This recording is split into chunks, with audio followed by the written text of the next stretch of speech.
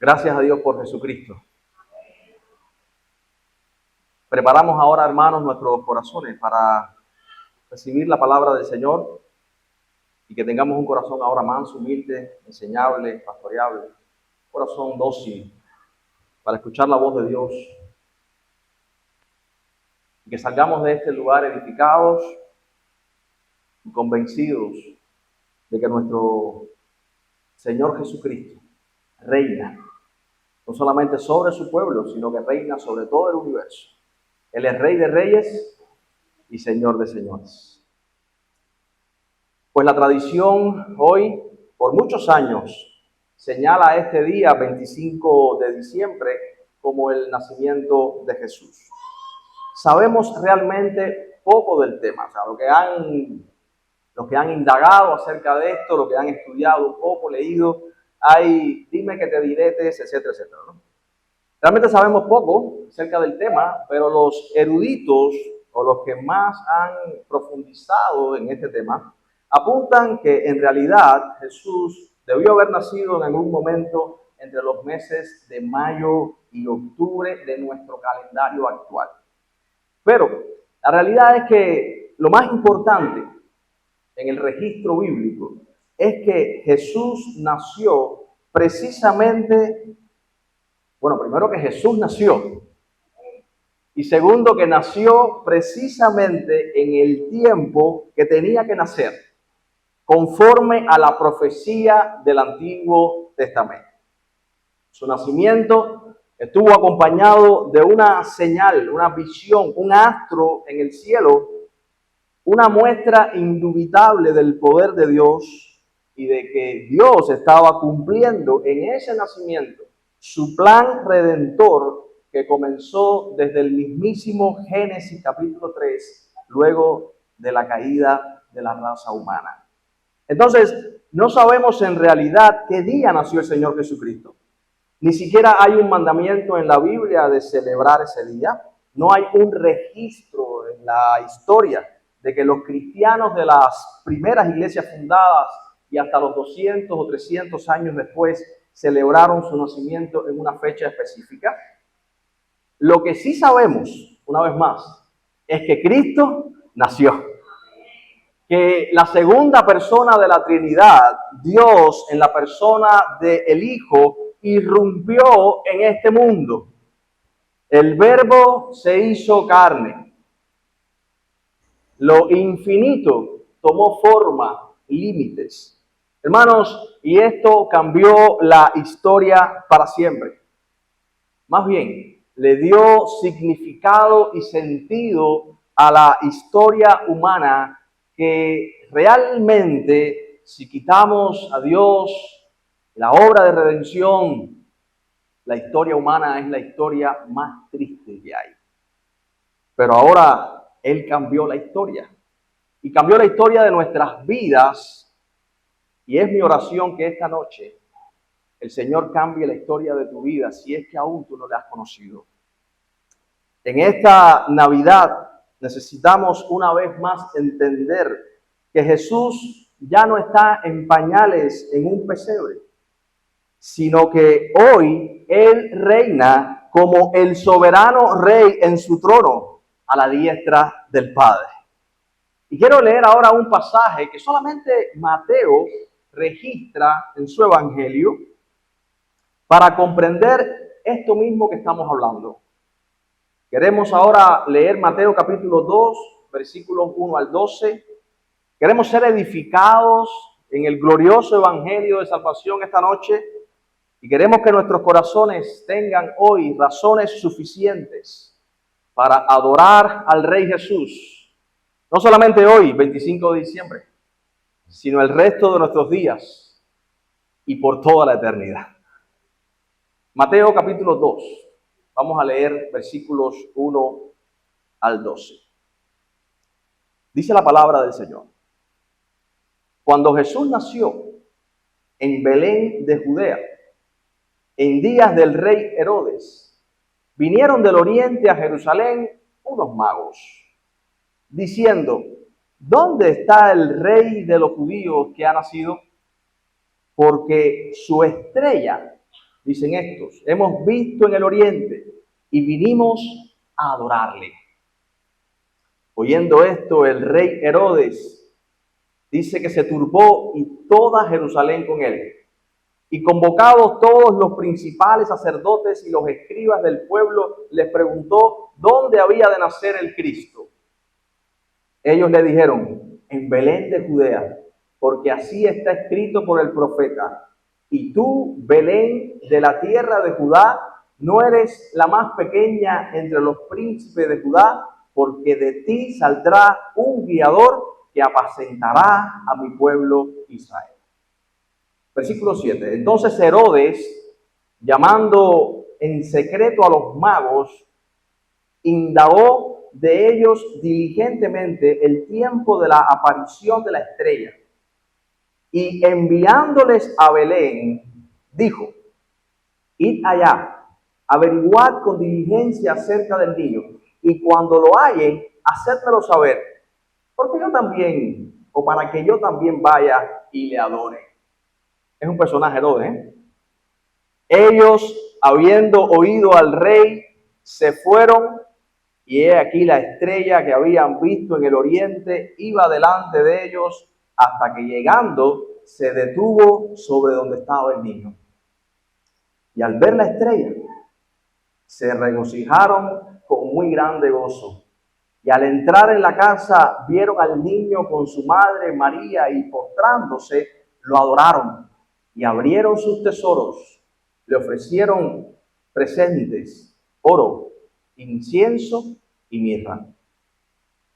Pero siendo avisados por revelación en sueños que no volviesen a Herodes, regresaron a su tierra por otro camino. Oramos. Padre, gracias por tu palabra. Gracias porque tu palabra nos dice la verdad. Y en esta noche queremos ser edificados en este evangelio. Pero que esta palabra doble nuestras rodillas, como estos hombres que viajaron tantos meses, simplemente para adorar al Rey Jesús. Gracias por esta oportunidad de edificarnos juntos. Háblanos, oh Dios, en el poder de tu Espíritu. Amén. Mis hermanos, debemos decir antes de comenzar que no solo estaremos en el Evangelio de Mateo, vamos a hacer un viaje en esta oportunidad por varios pasajes de la Biblia y espero que ajustes ahora tus cinturones para este impresionante viaje en la palabra de Dios. Jesús, el Rey del pueblo de Dios. Mateo es el único que registra o recoge en su Evangelio esta visita de los tres magos. Los que vemos que preguntan en el versículo 2, ¿dónde está quién? El Rey de los judíos que ha nacido. Y dice el versículo 2, porque venimos a adorarle. Hemos visto su estrella y venimos a darle reverencia, culto, adoración. Hermanos, estos hombres realmente se ha distorsionado mucho quiénes son. No son lo que hoy entendemos por mago. No practicaban artes ocultas, no eran hechiceros, no eran nigromantes, tampoco eran reyes, como la tradición nos ha hecho creer, los tres reyes magos a los cuales se les ha asignado nombre y algunos han ido más allá y le han puesto hasta de dónde venían. No tienen estos nombres famosos que nos han enseñado. La verdad es que estos hombres tampoco eran tres, no se nos dice que eran tres, dice el versículo 1, que recuerde que es Mateo el único que habla de esto. Dice Mateo, cuando nació Jesús en Belén, vinieron del oriente a Jerusalén unos magos. Y la realidad es que estos hombres pertenecían a una casta muy importante en el imperio medo-persa. Estos eran en verdad astrónomos o filósofos que pertenecían a esta tribu muy famosa en su época.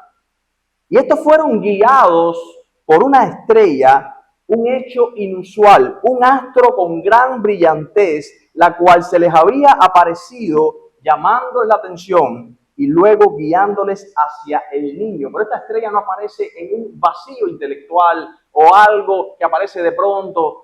No, ¿Quiénes estuvieron por 70 años en cautividad? Como vimos en los libros de Esdras y Nehemías. El pueblo de Israel. Los judíos estuvieron 70 años en Babilonia. Daniel y sus amigos tuvieron contacto evidentemente con esta legión de hombres sabios y fueron instruidos. Recuerden que Daniel en el exilio había profetizado que el rey de Israel iba a nacer durante el dominio precisamente del Imperio Romano, y eso lo dijo él 500 años antes. Así que había toda una escuela profética en este lugar.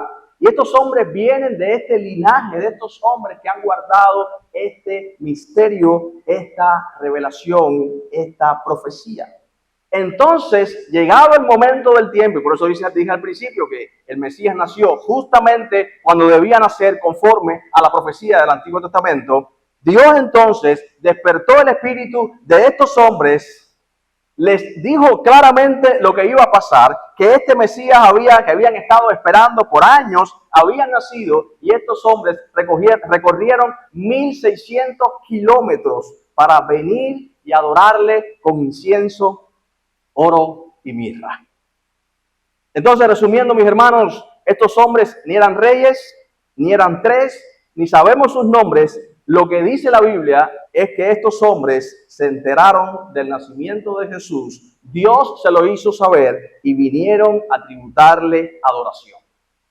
Yo no sé a qué tú viniste esta noche, pero estos hombres viajaron 1600 kilómetros. Hoy cayó un lloviznazo por ahí, Estos hombres viajaron 1600 kilómetros. ¿Para qué?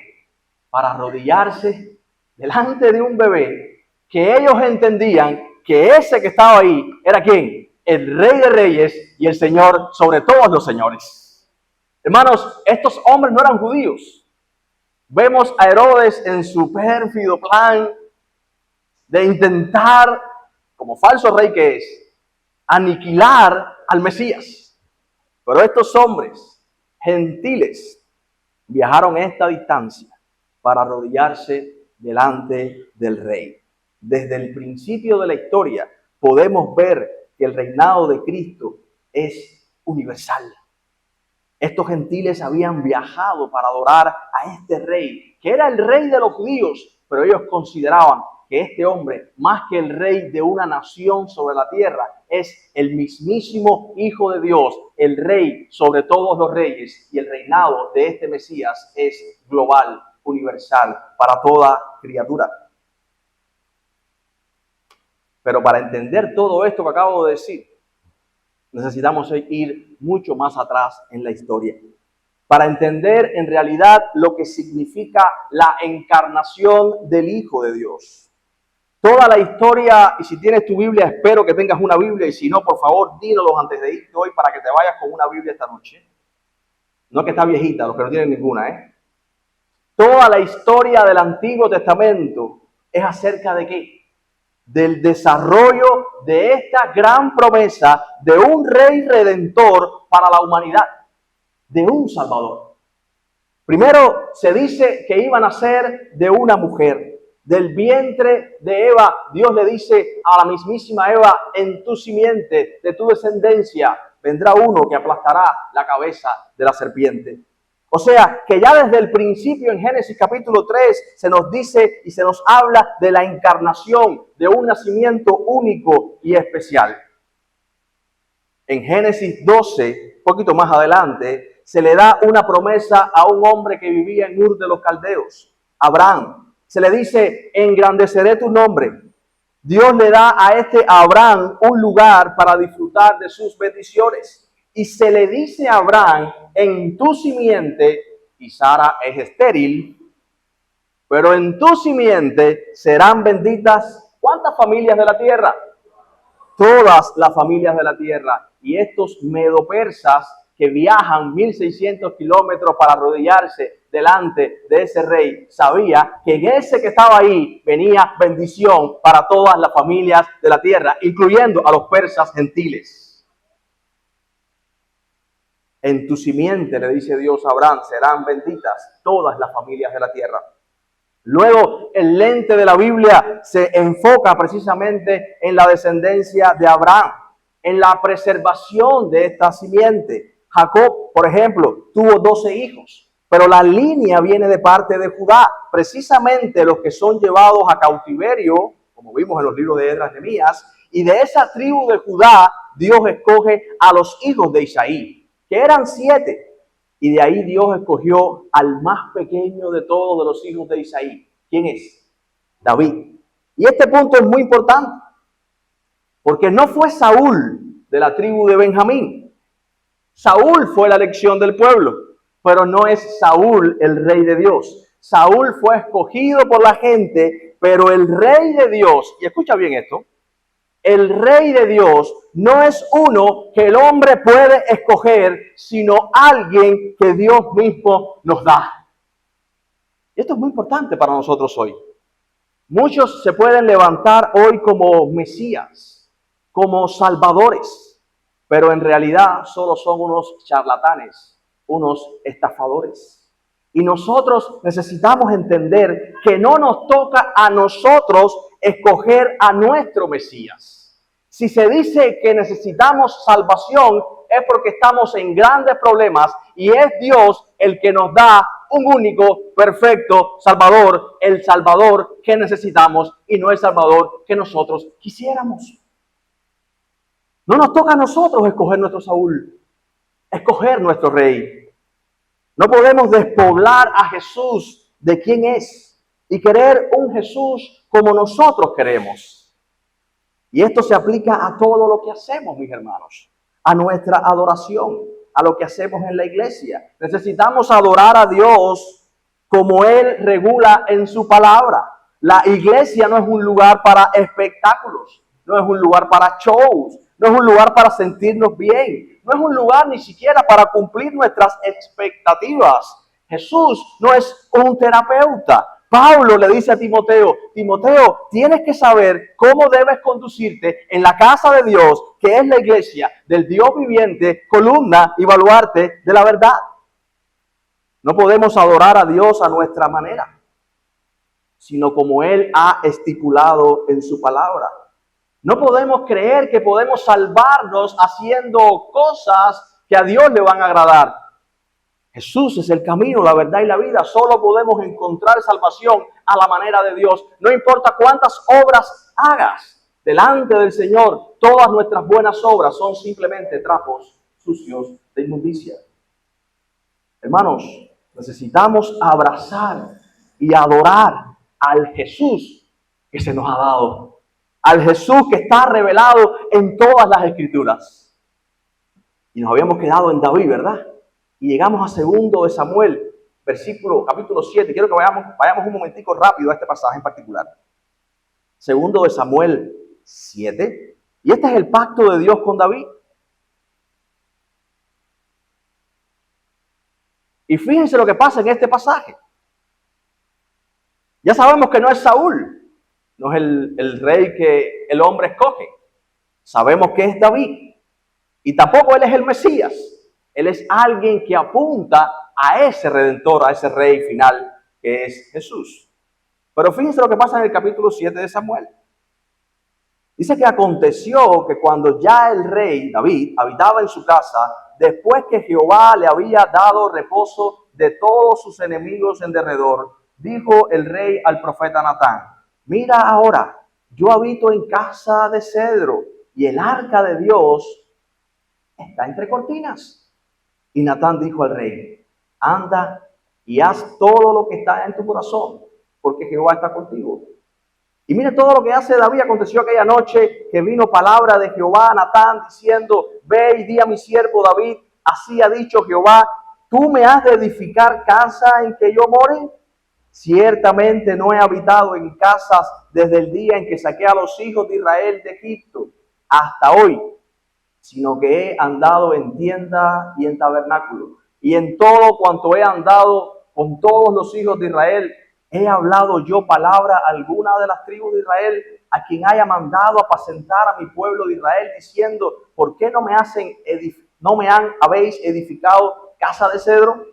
Ahora pues dirás así a mi siervo David: así ha dicho Jehová de los ejércitos, yo te tomé del redil, de detrás de las ovejas, para que fueses príncipe sobre mi pueblo, sobre Israel, y he estado contigo en todo cuanto has andado, y delante de ti he destruido a todos tus enemigos, y te he dado nombre grande, recuerda Abraham, como el nombre de los grandes que hay en la tierra. Además, yo fijaré lugar a mi pueblo Israel y lo plantaré para que habite en su lugar y nunca más sea removido, ni los inicuos lo aflijan más como al principio, desde el día en que puse jueces sobre mi pueblo Israel, y a ti te daré descanso de todos tus enemigos. Asimismo, Jehová te hace saber que él te hará casa. O sea, no es David el que le va a hacer casa a Dios, es Dios el que le va a hacer ¿qué? Casa a David. Pero no termina aquí la historia. Dice el versículo 12, y cuando tus días sean cumplidos y tú duermas con tus padres, yo levantaré, escucha bien, después de ti a uno de tu linaje, el cual procederá de tus entrañas, y afirmaré su reino. Dice, él edificará casa a mi nombre, y yo afirmaré para siempre el trono de su reino. Hermanos, en este pasaje Dios rechaza la petición de David de construirle una casa para el arca, que simboliza simplemente la presencia de Dios. Precisamente se le recuerda a David que Dios obra a su manera, y se le promete a David un descendiente que establecerá su trono, el trono de David, para siempre. Se le promete que uno de su linaje se sentará en este trono y que reinará para siempre sobre el pueblo de Dios. Y los profetas nos dan aún más detalles. En nuestro pasaje se cita a Miqueas. Este profeta anunció que ese rey salvador, ese descendiente de David, al cual vemos en el linaje de Mateo que viene de David y de Abraham, iba a nacer ¿dónde? En Belén. Y los sabios gentiles del oriente que vienen, estos que vienen a adorarle, conocían todo esto. Evidentemente, Daniel se los enseñó. En Isaías 7:14 se nos dice que iba a nacer de una virgen. Dice el texto de Isaías 7:14. Por tanto, el Señor mismo os dará señal. He aquí que la virgen concebirá y dará a luz un hijo y llamará su nombre, ¿qué cosa? Emmanuel. El propio Isaías más adelante nos dice, un niño nos es nacido, un hijo nos es dado. Y estas dos cosas son muy importantes, porque el Hijo de Dios ya existía desde la eternidad. Se nos está dando un hijo, se nos ha dado un niño. Y estas dos cosas son importantes porque ahora el Hijo de Dios, que no es una persona nueva, va a tomar, va a adquirir nuestra naturaleza. Este regalo viene envuelto en la forma humana misma. Esta persona que no es una persona nueva, como ya dije, sino alguien que existe desde la eternidad y ahora en la encarnación va a tomar la naturaleza humana. Por eso el nacimiento de Jesús es singular y único. Recordemos que los ángeles le dicen a los pastores, os ha nacido hoy en la ciudad de Belén un Salvador, os ha nacido hoy. Por eso hoy no estamos celebrando el cumpleaños de Jesús, porque Él es el Dios eterno, la segunda persona de la Trinidad. Jesús nos ha sido dado a través del vientre de María como el primogénito y heredero del trono de David, ya que tanto María como José, como nos deja saber Mateo y Lucas, pertenecen a la tribu de Judá. Por todo esto, cuando el ángel le avisa a María lo que va a acontecer, esto no sucede en un vacío histórico. Hay toda una expectativa redentora. Esto no es extraño para este pueblo que por siglos ha tenido este tesoro que Dios mismo había preparado desde el principio. Hermanos, Dios no está improvisando. Pablo dice en Gálatas capítulo 4, versículo 4 al 5, pero cuando vino el cumplimiento del tiempo, Dios envió ¿a quién? A su Hijo, nacido de mujer, nacido bajo la ley, para que redimiese a los que estaban bajo la ley, a fin de que recibiéramos la adopción de hijos.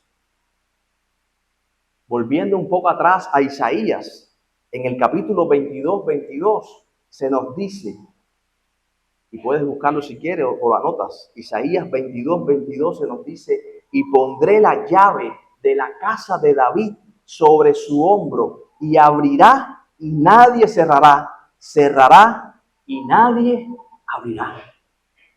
El pasado domingo acá en nuestra iglesia, el pastor Liván exponía el mensaje a las iglesias de Sardis y Filadelfia. En el mensaje a Filadelfia, en Apocalipsis, se nos dice precisamente, citando a Isaías: esto dice el santo, el verdadero, el que tiene la llave de David, el que abre y ninguno cierra, el que cierra y ninguno abre. Mis hermanos, el Verbo se hizo carne. Él habitó entre nosotros, y significa en ese punto entre los discípulos, entre los apóstoles, entre los que estaban vivos en ese momento, en ese lugar.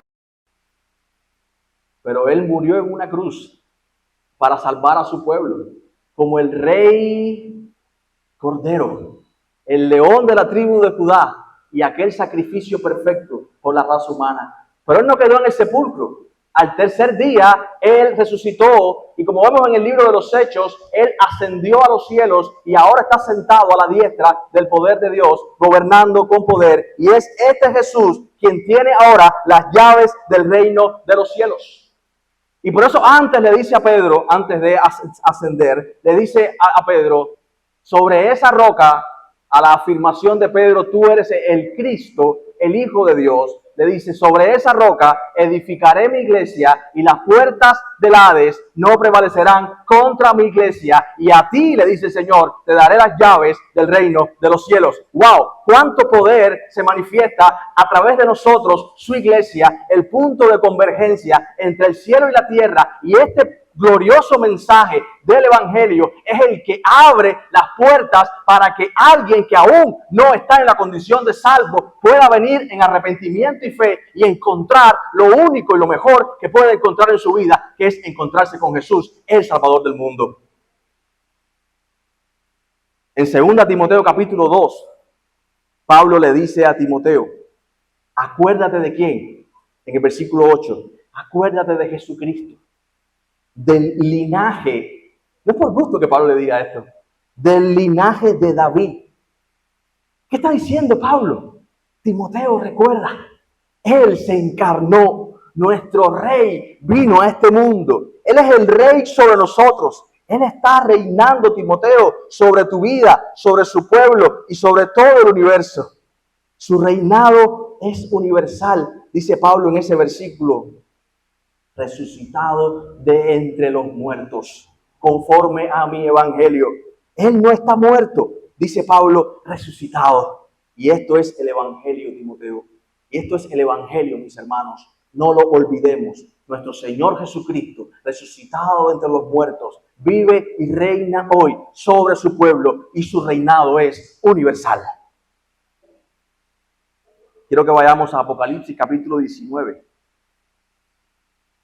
Apocalipsis capítulo 19, versículos 11 al 16. Dice la poderosa palabra de Dios en Apocalipsis 19, versículos 11 hasta el 16. Dice Juan, a quien el cielo se descorrió la cortina y pudo ver finalmente a Jesús, el Hijo de Dios, encarnado como Él es hoy, ahora. Y le dice Juan: entonces vi el cielo abierto, y he aquí un caballo blanco, y el que lo sentaba se llamaba Fiel y Verdadero, y con justicia juzga y pelea. Sus ojos eran como llama de fuego, y había en su cabeza muchas diademas, y tenía un nombre escrito que ninguno conocía sino él mismo. Estaba vestido de una ropa teñida en sangre, y su nombre es el Verbo de Dios.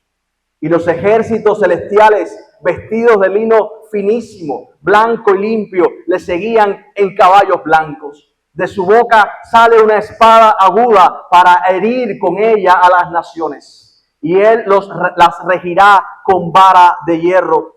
Y él pisa el lugar del vino, del furor y de la ira del Dios Todopoderoso. y en su vestidura y en su muslo tiene escrito este nombre: Rey de Reyes y Señor de Señores. Hermanos, este es el recién nacido que aquellos sabios filósofos del Oriente vinieron a adorar. Fíjense cómo en Mateo capítulo 2, regresando a nuestro pasaje del comienzo, este falso rey Herodes quería destruirlo, mintiendo. Le dice a los hombres: pasen por aquí después y díganme dónde está, que quiero adorarlo. Mentira. Quería destruirlo, como vemos unos capítulos después en el libro propio de Mateo. Pero Dios le dijo a estos hombres que no volvieran a Herodes y se fueron por otro camino. Hermanos, este es Jesús. Este es el Hijo de Dios. Podemos decir con certeza: el Rey que fue anunciado y prometido a su pueblo venía. Fue prometido. El Rey vino. Y podemos decir en esta noche: el Rey vendrá otra vez.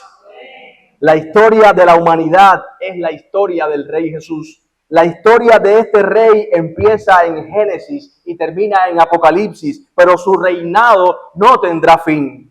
Él ya no es el bebé en el pesebre.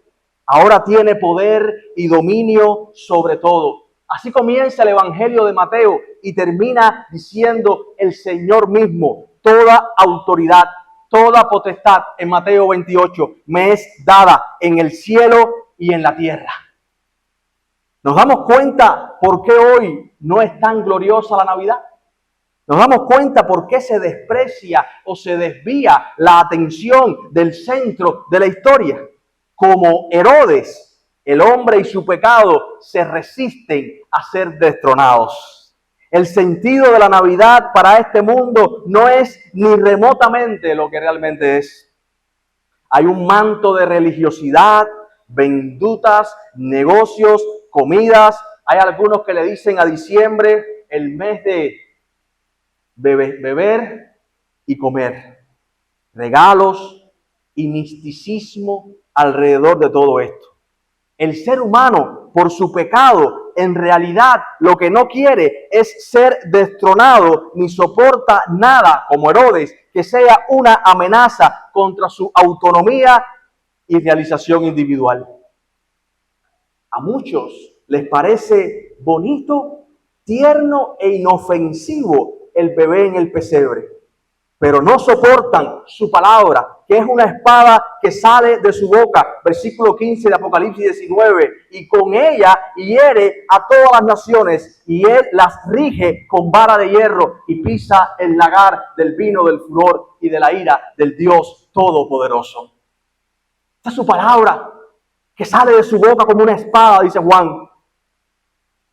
No soportan su palabra ni su poder, como el Cristo resucitado que ascendió a los cielos y está sentado hoy a la diestra del Padre.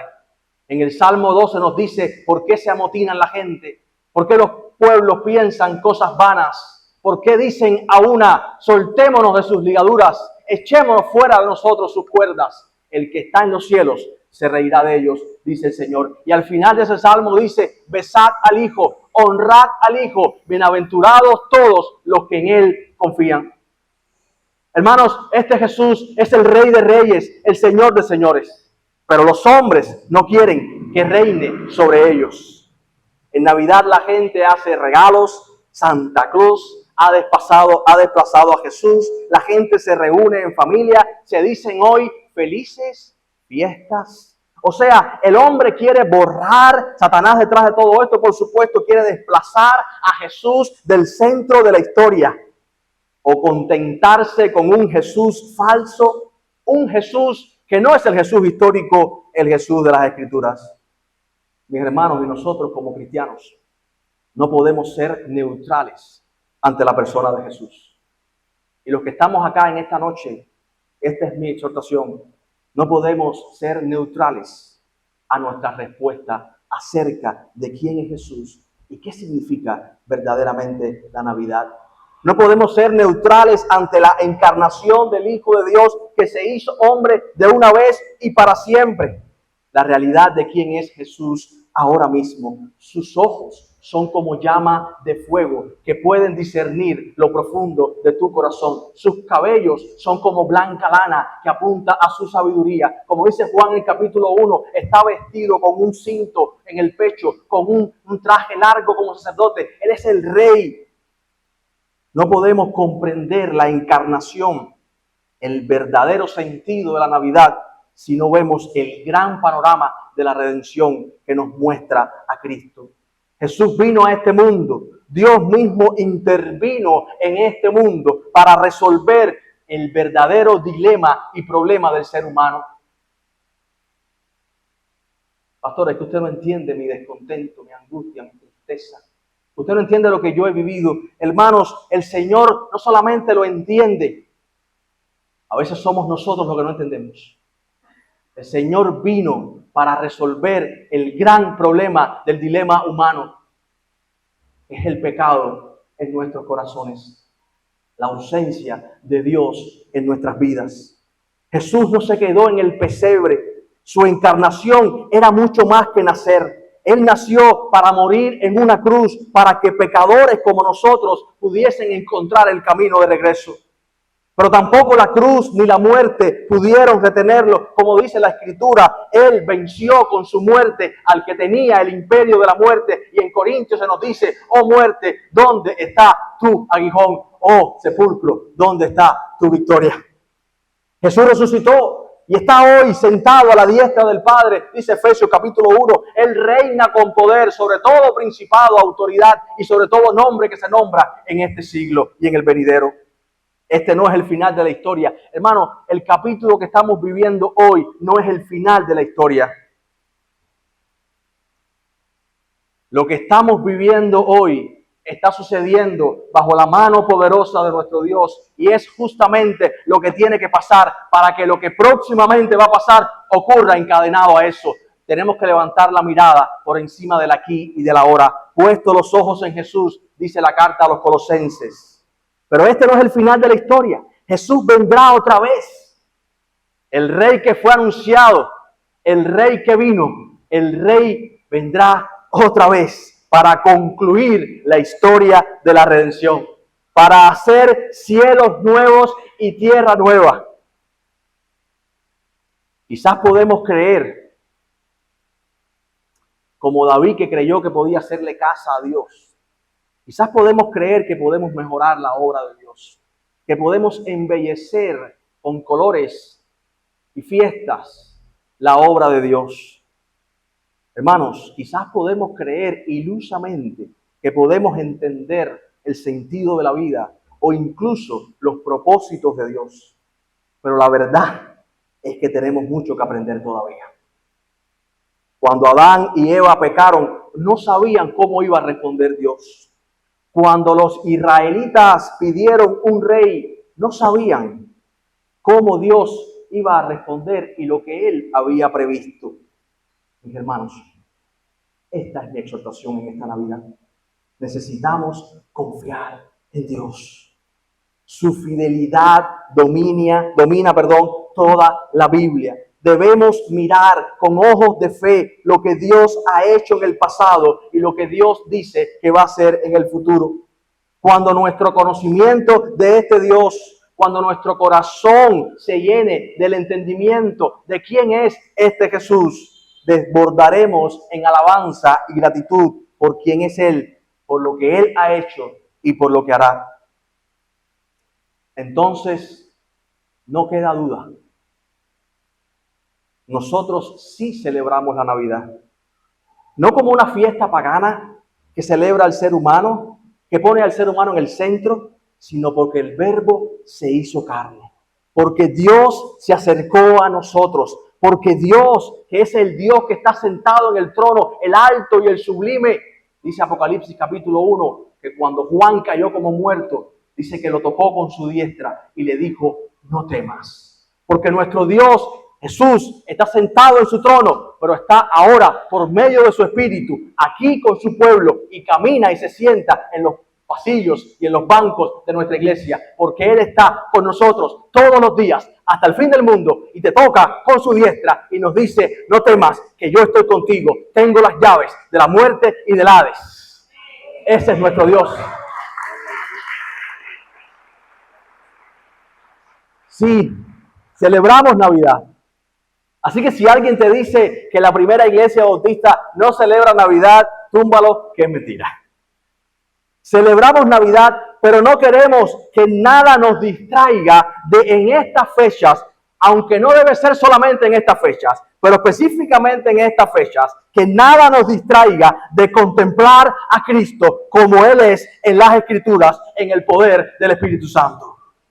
No queremos un mensaje diluido, romántico, místico, centrado en el hombre, en sus expectativas, en su felicidad, donde Jesús parece que solo es un proveedor de felicidad o alguien que soluciona problemas. Necesitamos contemplar la gloria del Hijo de Dios. Aunque tengamos que caminar 365 días, los magos caminaron 1600 días. Porque la Navidad comienza con Cristo y termina con Cristo. Necesitamos ser transformados por su belleza, por su majestad, ser controlados. Necesitamos finalmente, a la luz de todo esto, andar como es digno de nuestro llamamiento y nuestra vocación celestial. La Navidad comienza con Cristo y termina con Cristo, y en el medio estamos nosotros, su pueblo, redimido, salvado por gracia, por su sangre en un madero, por su vida derramada en la cruz, salvados por la perfecta misericordia de Dios.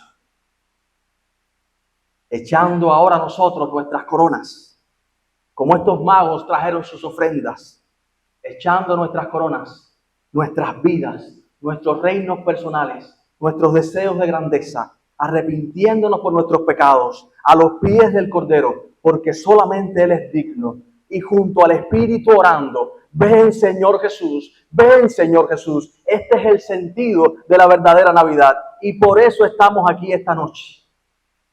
Mis hermanos, Dios ha sido propicio a nosotros. Dios ha tenido misericordia de nosotros. Este es el sentido, esta es la razón. Derramemos delante de Él nuestro corazón en adoración. Y ahora oremos a nuestro Rey, pidiéndole en esta noche que podamos crecer en el conocimiento de Él, que realmente nuestras vidas estén sujetas a su dominio y a su palabra, que revisemos nuestra existencia, lo que estamos haciendo, nuestras motivaciones, porque sus ojos son como llamas de fuego. Él puede traspasar todo lo que hacemos y ver detrás las intenciones profundas de nuestros corazones. Que podamos verlo a Él, que podamos contemplarlo a Él, y en la belleza donde nada es más hermoso que Él. No hay colores, no hay nada que pueda compararse a la grandeza, a la majestad, a la riqueza. No hay regalo, no hay fiesta, no hay nada que pueda compararse a su grandeza, a su poder, a su belleza. En esa contemplación seamos nosotros transformados, y que nada nos desenfoque de mirarlo a Él, el único Dios verdadero, de creer en Él, el único Señor de señores, el Rey de reyes, el que es nuestro Dios, el que está con nosotros, el que vendrá otra vez, el que hará cielo nuevo, tierra nueva, para que estemos con Él en un lugar que no hará falta sol, porque Él mismo alumbrará sobre todo su pueblo, por toda la eternidad.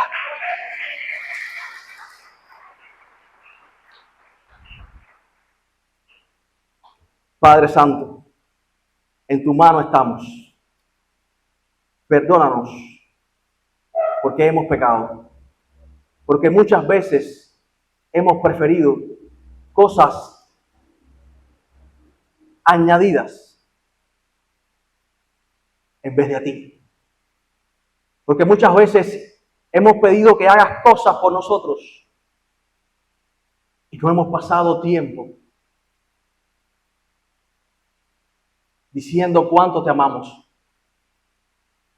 agradeciéndote lo que tú has hecho en nuestras vidas. Señor, tu palabra dice que las 7 estrellas están en tus manos, que los 7 candeleros están en tus manos. que tú andas en medio de esos 7 candeleros de oro y que tú conoces nuestras obras, que tú estás con nosotros, que tú sabes lo que hemos pasado, lo que estamos pasando. Tú conoces nuestro sufrimiento. No somos ajenos. Tú no eres un Dios distante. Tú eres un Dios tierno.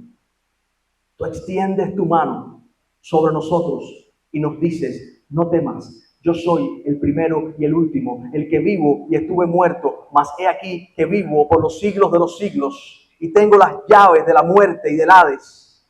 Señor, tú eres nuestro Rey.